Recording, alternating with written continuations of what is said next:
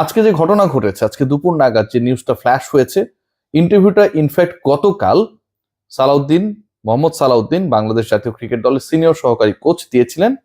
আজকে সেটা সবাই প্রকাশ করেছে, একযোগেই প্রকাশ করেছে।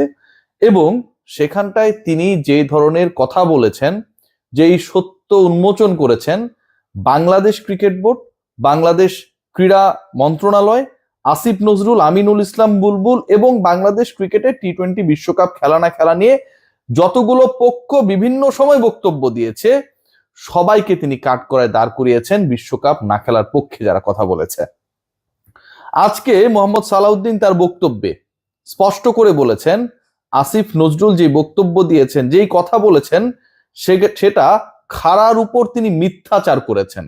খাড়ার উপর মিথ্যাচার তো বোঝেন নিশ্চয়ই, আমরা বাঙালি আমরা যারা একটু কথ্য ভাষায়, লোকাল ল্যাঙ্গুয়েজে অনেক কিছুর ইনার ডেপথ মিনিং বোঝানোর বা বোঝার চেষ্টা করি, তখন এই কিছু শব্দ আমরা ব্যবহার করি।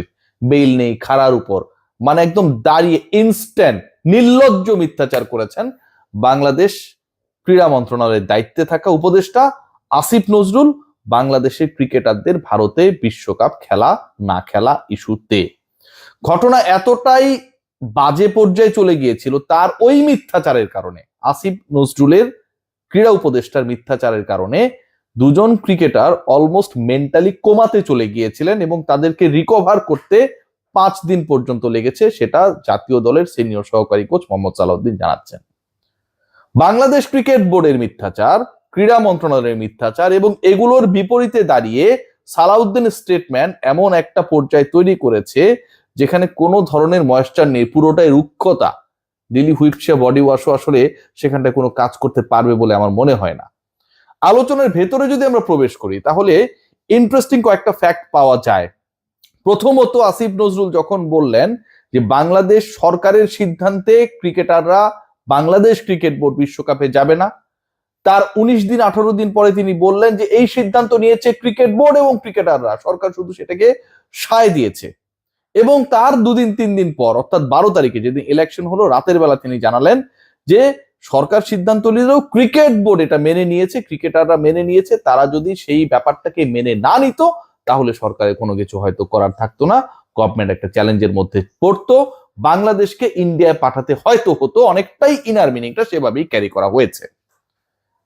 এই যে কথাগুলোর পরিবর্তন এবং বাংলাদেশের ক্রিকেটারদের উপরে চাপিয়ে দেওয়ার চেষ্টা, যে তাদের সিদ্ধান্তের কারণে, তাদের অগাধ দেশপ্রেমের কারণে, মাতৃভক্তি, মাতৃভূমির প্রতি অগাধ ভালোবাসার কারণে বাংলাদেশ দল শেষ পর্যন্ত বিশ্বকাপ না খেলার সিদ্ধান্ত নিয়েছেন, পুরোটা একটা নির্লজ্জ মিথ্যাচার, সেটা মোহাম্মদ সালাউদ্দিন বলেছেন কিছুক্ষণ আগে। মোহাম্মদ সালাউদ্দিন যখন এই কথা বলেছেন এবং এই কথা যখন বাংলাদেশ ক্রিকেট দলের সাথে, অনেকেই বলছেন যে মোহাম্মদ সালাউদ্দিন আগে কেন বলেননি, ভাই আপনি হইলেও আগে বলতেন না। ওইরকম পাওয়ারফুল কেউ যখন চেয়ারে থাকবে আর আপনি যখন এই বাংলাদেশেই বসবাস করবেন, তখন আপনি সে থাকা অবস্থায় বুক ফুলিয়ে শার্টের বোতাম খুলে তপ্ত রোদে দাঁড়িয়ে মাইক্রোফোনের সামনে গিয়ে প্রেস মিটের মতো করে বলবেন যে ওই লোকটা খারাপ, তিনি এটা করতে দেন নাই। এরকম কোনো কাজ কেউ করবে, সেটার আমার কাছে মনে হয় যে বিশ্বাসযোগ্য কোনো কারণ নেই। কারণ সবাই চেষ্টা করবে স্বাভাবিকভাবেই যে যারা এরকম বাংলাদেশ দলটাকেই আঙুলের ইশারায় নাড়ান, ডানে বামে বাঁকান, তারা একজন ব্যক্তি সালাউদ্দিনকে অনেক কিছুই করতে পারেন, অনেক প্রেশার ক্রিয়েট করতে পারেন। তো তিনি এটা করবেন কেন? কিন্তু এখনো যে মোহাম্মদ সালাউদ্দিন বলেছেন, এখনো যেই ল্যাঙ্গুয়েজে বলেছেন, যেভাবে নির্লজ্জ মিথ্যাচারকে প্রকাশ্যে এনেছেন, আপনাকে তো এটাকে অ্যাপ্রিসিয়েট করতেই হবে।